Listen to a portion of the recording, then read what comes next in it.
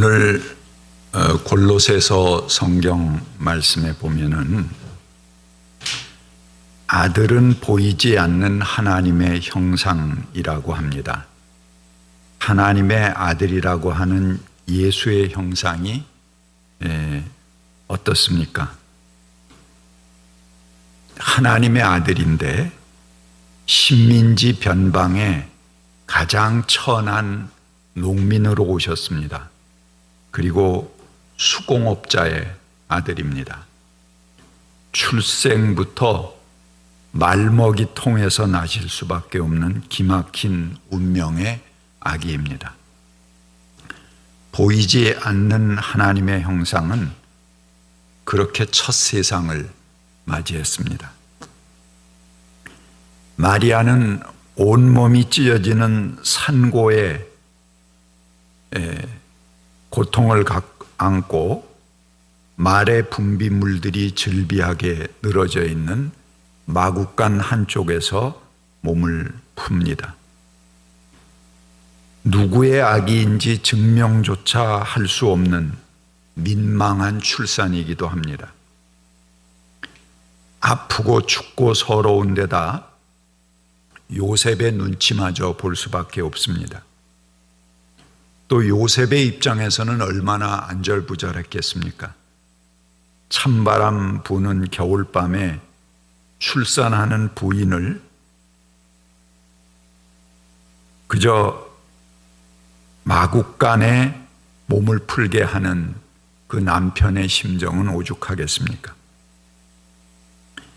우리가 성탄절 카드에서 보듯이 떳떳하고 편하게 앉아서 박사들의 경배를 받는 그런 상황이 못 됩니다. 사실은 요셉의 입장에선 여간 몸이 타는 것이 아닙니다.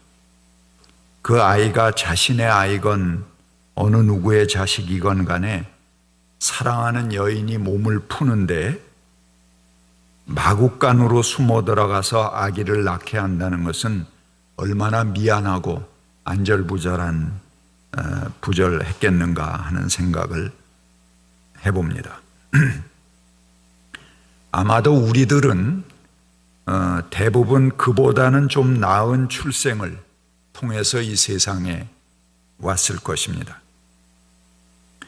그런데 오늘 성경의 본문 말씀은 그런 환경 속에서 세상을 맞은 그 불쌍한 아기가 바로 보이지 않는 하나님의 형상이라고 말하고 있습니다.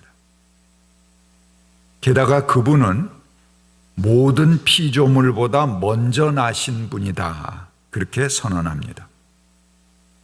축하와 경배의 이야기는 다 후대에 붙여진 이야기일 것입니다. 예수가 보다 널리 신격화되고 알려졌을 때 이야기입니다.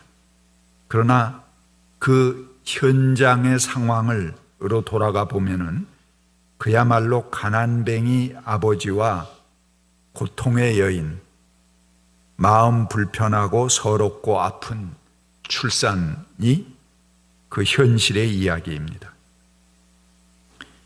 그런 상황에서 세상의 첫날을 맞이할 수밖에 없는 안타깝고 기막힌 아기가 바로 세상의 눈으로는 지극히 천한 아기, 안타깝고 정말 아픈 사연을 안고 오는 아기가 바로 보이지 않는 하나님의 형상이라는 놀라운 선언을 하고 있습니다.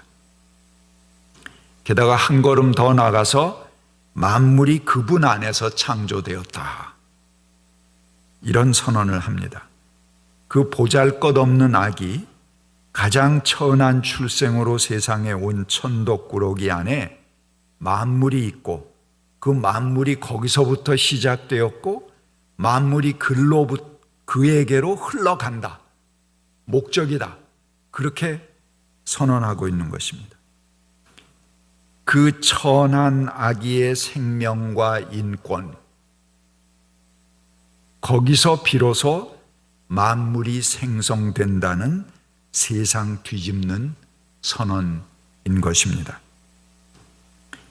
여기서 예수를 한 특수한 인물 예수로 돌리지 말기를 바랍니다. 그것은 인간으로 오신 하나님을 다시 하늘로 돌려버리는 하나님의 역사를 거스르는 행위가 될 것입니다. 하나님은 하늘의 보좌를 버리고 인간으로 오셨는데 이것은 모든 인간을 끌어안고 모든 인간을 용서하고 사랑하고 그들을 하나님의 자녀로 품기 위한 목적 아니겠습니까?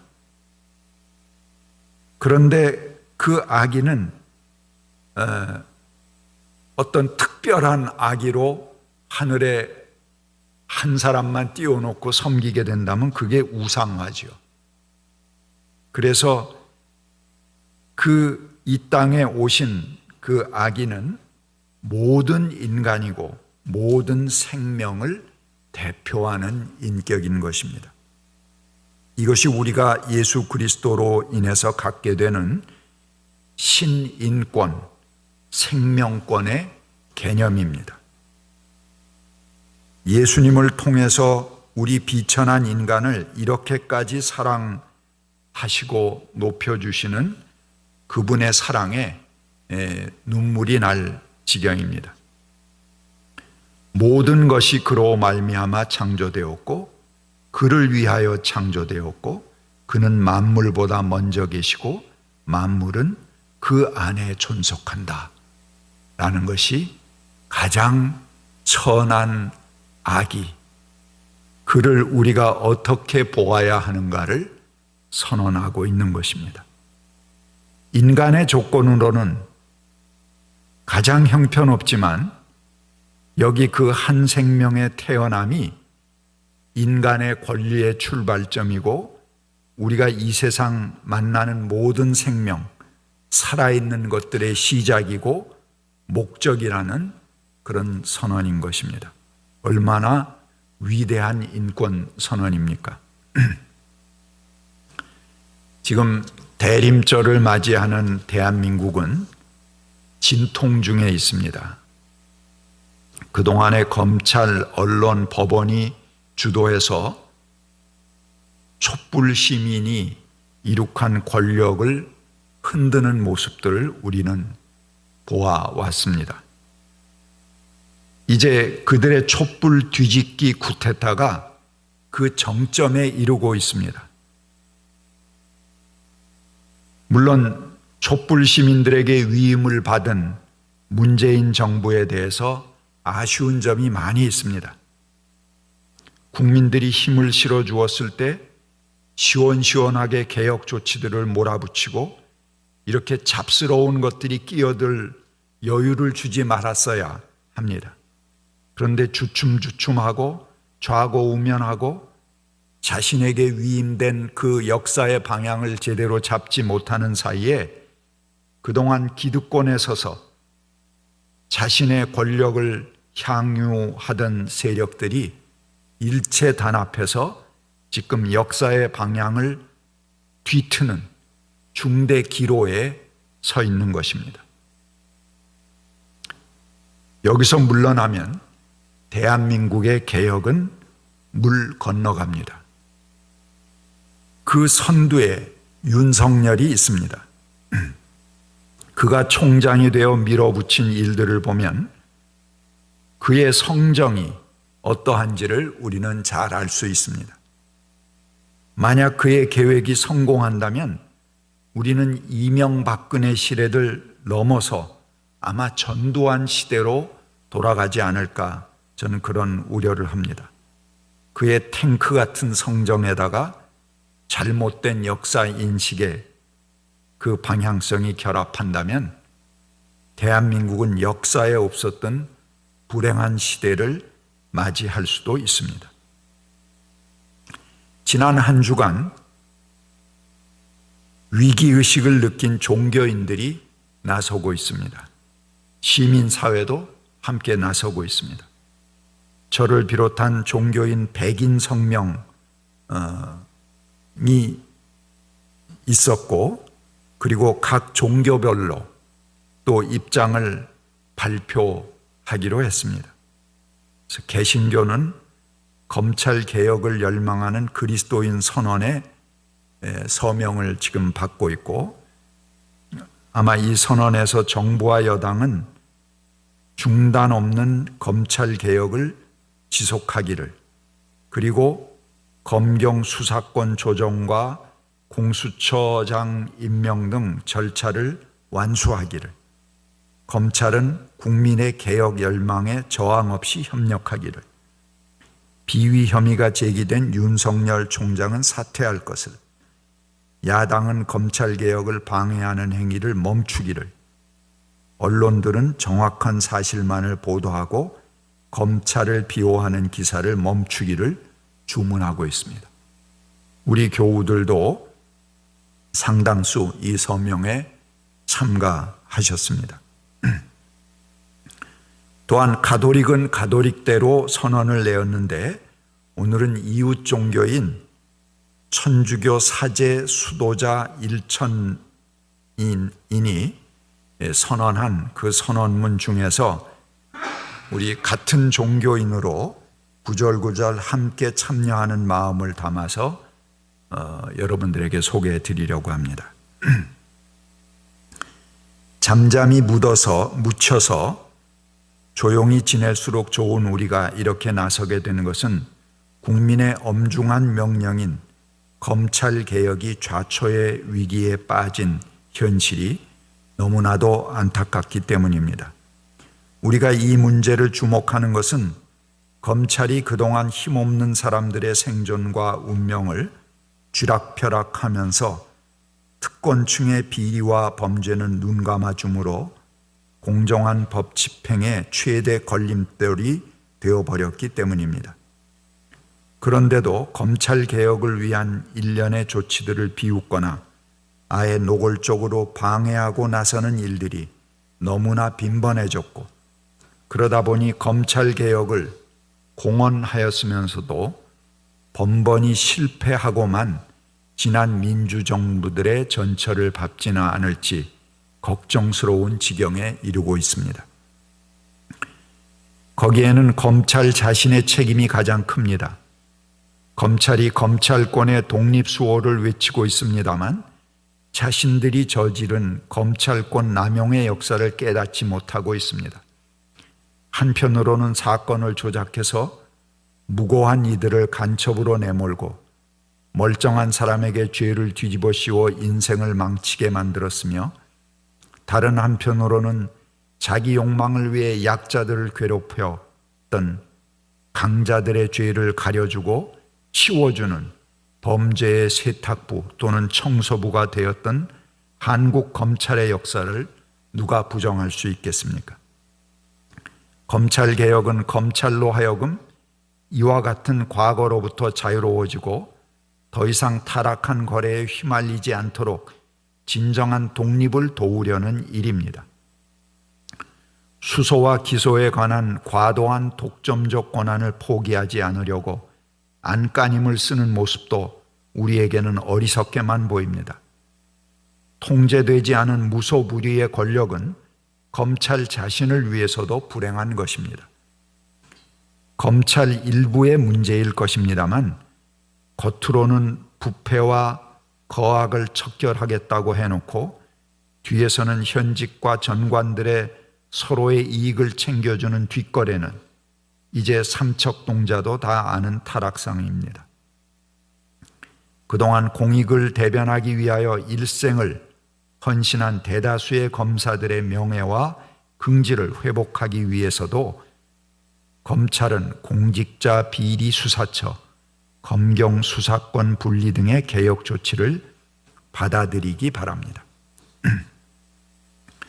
검찰개혁의 가장 큰 걸림돌인 윤석열 총장의 참여를 촉구합니다. 임명 초기 그를 향한 국민의 기대와 신망은 참으로 엄청났습니다. 그러나 이후 그의 개인적 처신과 검찰을 지휘하는 모습은 너무나 뜻밖이었습니다. 처와 장모를 둘러싼 가족들의 대들보 같은 허물도 심각하지만 아무리 티끌처럼 작은 일이라도 남의 허물에 대해서는 무섭게 달려들다가도 자신의 문제에 대해서는 기이할 정도로 관대한 이중적이고 위선적인 태도는 경악스러울 정도입니다. 법무부 장관이 제기한 직무 배제와 징계 청구 사유에서 드러났듯이 검찰총장 본인이 하루빨리 물러서야 할 이유는 한두 가지가 아닙니다. 지금이라도 겸덕을 발휘하여 평범한 시민으로 돌아가는 것이 자신이 말했던 퇴임 이후 사회를 위한 봉사일 것입니다. 언론의 책임을 묻지 않을 수 없습니다. 입만 열면 나라가 망하는 것처럼 사실을 왜곡 과장해서 기사를 쏟아내고 있으나 지금 우리는 건너야 할 다리를 힘겹게 건너고 있을 뿐 방향이 그릇되지 않았습니다. 공연히 불안을 부추기고 정부의 선의를 비트는 행실을 중단하기 바랍니다. 진실을 격려하고 거짓을 꾸짖는 언론이 되기를 바랍니다. 이른바 검언유착, 검언일체의 지경에 이른 부끄러운 현실을 직면하기 바랍니다. 진실의 장수가 되어야 할 언론이 거짓의 하수인 노릇이나 하는 현실을 우리는 용납하기 어렵습니다. 사법부의 책임 또한 조금도 가볍지 않습니다. 검찰에 의한 재판관 사찰이 만천하에 드러났지만 김명수 대법원장을 비롯한 사법부는 뚜렷한 이의를 제기하지 않음으로써 검찰이 조직적으로 재판관을 압박하여 재판에 영향력을 행사하는 범죄를 태연하게 바라보고 있습니다. 나아가 검찰총장이 재판관에 대한 사찰과 정보 정치를 업무상의 관행이라고 우기는데도 묵묵부답하는 것은 대한민국의 현재와 미래, 특히 법조에 나아갈 길은 언제나 그래야 한다고 믿는 것인지 한번 묻고 싶습니다. 제1야당 국민의힘에게 묻습니다. 국민의힘의 전신인 새누리당과 자유한국당은 검찰개혁을 위해 아무런 노력도 하지 않았을 뿐만 아니라 일탈의 방조자 또는 협력자 구실을 하다가 결국 자신이 배출한 대통령 2인을 2명을 감옥에 보내고 말았습니다. 이런 과오를 책임지기 위해서라도 아울러 다시 집권해서 나라를 이끌게 될 때를 위해서라도 여당과 합심하여 국회가 검찰개혁에 일조하도록 도와야 합니다. 10일이 세계 인권선언일입니다. 그리고 다음 주일이 인권주일입니다. 그러나 오늘은 대한민국의 인권과 정의가 크게 위협받는 날이기도 합니다. 아마 코로나 역병이 아니었다면 지금 광화문은 또 다른 촛불로 인산인해를 이루었을 것입니다. 한 주간 온라인으로 진행되는 정당한 의사표시에 우리 교우들께서 열심히 참여해 주시기를 바랍니다. 한 주간 여러분들의 건강과 평안을 빕니다. 오늘 성경 말씀에 대한 명상글로 제 이야기를 마치겠습니다. 한 생명의 태어남. 누가 천하다고 하는가? 생명은 그렇게 온다. 모든 수군거림과 비난, 모든 가난과 역경은 다 너희들의 세상일 뿐이다. 한 생명이 우리 가운데로 오는 것은 지금 존재하는 모든 것들 위에서 온다. 세상이 쌓아놓고 받드는 것들을 해치고 새로운 가능성으로 새 날을 여는 것. 더 이상 천할 수 없는 천함과 더 이상 가난할 수 없는 가난 속에서도 하늘과 땅을 제압하는 당당함으로 모든 왕권이나 권력이나 권세를 뚫고 온다. 한 생명의 태어남은 만물보다 먼저 있고 만물이 흘러가는 정점에 서는 일, 태초부터 내려와 머무는 오늘, 살아온 모든 것들의 염원과 기도가 그 정점에서 시작한다. 침묵하겠습니다.